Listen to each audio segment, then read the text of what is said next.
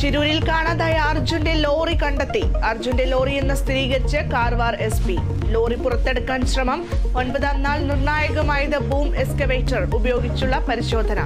തിരച്ചിലിന് വെല്ലുവിളിയായി കാറ്റും മഴയും.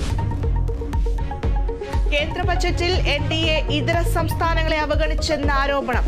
പാർലമെന്റിനകത്തും പുറത്തും പ്രതിപക്ഷ പ്രതിഷേധം.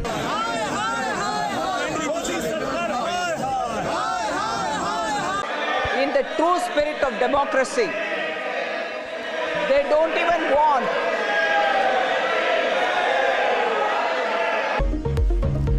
ആന്ധ്രയ്ക്കും ബീഹാറിനും മാത്രമുള്ള ബജറ്റ് എന്ന മല്ലികാർജുൻ ഖാർഗെ.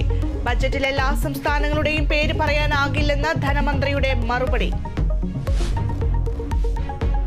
സിനിമാ മേഖലയിലെ സ്ത്രീകളുടെ പ്രശ്നങ്ങൾ പഠിച്ച ജസ്റ്റിസ് ഹേമ കമ്മിറ്റി റിപ്പോർട്ട് പുറത്തുവിടുന്നതിന് സ്റ്റേ. ഹൈക്കോടതി സ്റ്റേ ഒരാഴ്ചത്തേക്ക്. സർക്കാരിനും വിവരാവകാശ കമ്മീഷനും അടക്കം നോട്ടീസ്. ഹൈക്കോടതി നടപടി റിപ്പോർട്ട് സർക്കാർ പുറത്തുവിടാനിരിക്കെ ആമയിഴഞ്ചാൻ തോട്ടിലെ മാലിന്യ പ്രശ്നത്തിൽ നടപടി. ഹെൽത്ത് ഇൻസ്പെക്ടർ K ഗണേഷിനെ സസ്പെൻഡ് ചെയ്തു.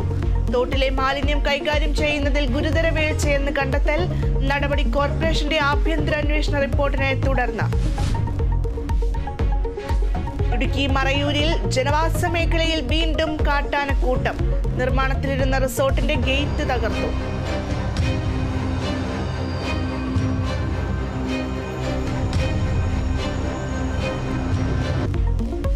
മേഖലയിൽ വ്യാപകമായി കൃഷി നശിപ്പിച്ചു. തിരുവനന്തപുരം മംഗലപുരം ടെക്നോസിറ്റി ക്യാമ്പസിൽ കാട്ടുപോത്ത്.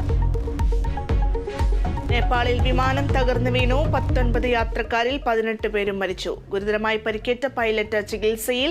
അപകടം ത്രിഭുവൻ അന്താരാഷ്ട്ര വിമാനത്താവളത്തിൽ ടേക്ക് ഓഫിനിടെ.